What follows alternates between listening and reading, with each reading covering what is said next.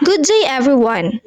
I am Natasha Nicole Octavio, and today I will be presenting my critic paper on the article Assessment in Mathematics Education, responding to issues regarding methodology, policy, and equity by Northbeth and Bachholz, published in 2018.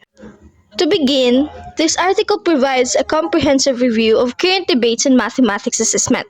It focuses on three major domains: methodology, policy, and equity. Unlike traditional perspectives, the authors argue that assessment is not just a technical tool used to measure student performance. Instead, it is socially and politically situated. This means that assessment practices are influenced by educational system, government, policies, and societal values. The article is also grounded in formative assessment and competence-based frameworks, making it both theoretically strong and conceptually rich. Moving on to the purpose of the article. The authors aim to synthesize research on assessment design, examine how assessment results influence policy decisions, and address concerns about fairness and equity. They also aim to expand the discussion beyond traditional measurement theory. One key strength of the article is its integrative perspective. The authors show that methodology, policy, and equity are interconnected. For example, assessment design can influence policy decisions, while large-scale assessment results can shape national educational agendas. This highlights that assessment is deeply embedded in political and cultural contexts.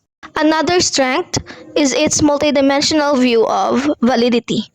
The authors argue that validity is not just about statistical reliability. Instead, it includes alignment between the purpose of the assessment, its design, how results are interpreted, and how they are used in policy. The article also emphasizes equity.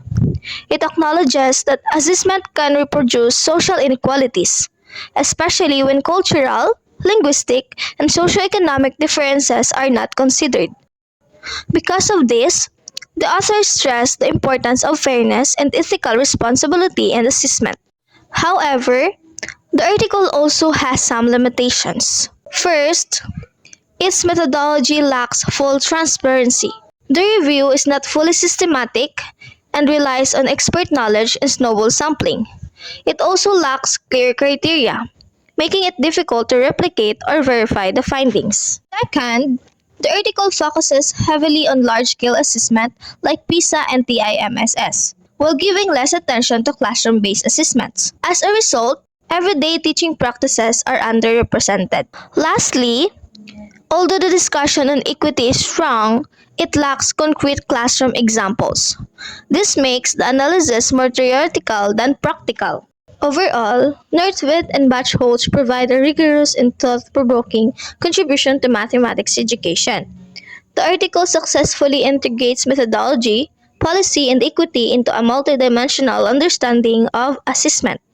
However, greater methodological transparency and more practical applications would strengthen the work. Despite these limitations, it remains a valuable resource for researchers, policymakers, and educators who seek a deeper understanding of mathematics assessment.